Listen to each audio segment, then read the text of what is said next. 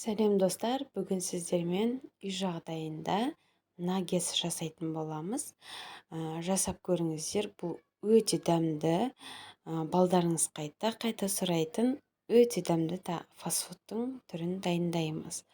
Ең алдымен бізге осындай тауықтың төс еті қажет.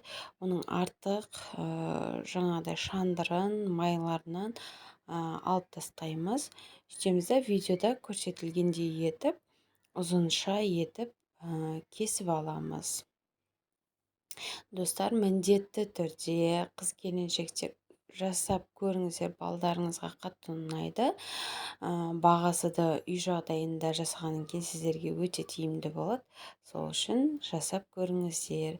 Ең алдымен осылай тауықтың төс етін кесіп алғаннан кейін үстіне жұмыртқа және соя соусын, үстіне паприка, приправа, тұз, чеснокты қосамыз да осылай маринадқа жарты сағат және 1 сағатқа холодильникке салып қоямыз. Енді мына жерде клярын дайындаймыз. Ұнымызға крахмалды қосып және чеснок, тұз, паприка, қызыл бұрыш қосамыз. Барлық ингредиенттердің құрамын мен описание бөліміне жазып кететін боламын. Қарап көріңіздер.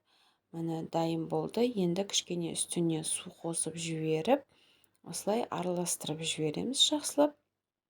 Одан соң жаңағы тауықтарымызды алып осылай ұнға аунатамыз да суға қайтадан батырып, оны қайтадан ұнға батырып, майға салып, жақсылап қызарғанша қуырып аламыз.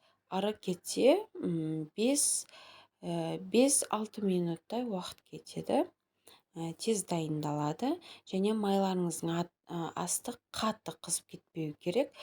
Себебі сырты пісіп, іші піспей қалуы мүмкін. Сол үшін майларыңызды кішкене астын пәсеңдетіп қоюларыңыз керек.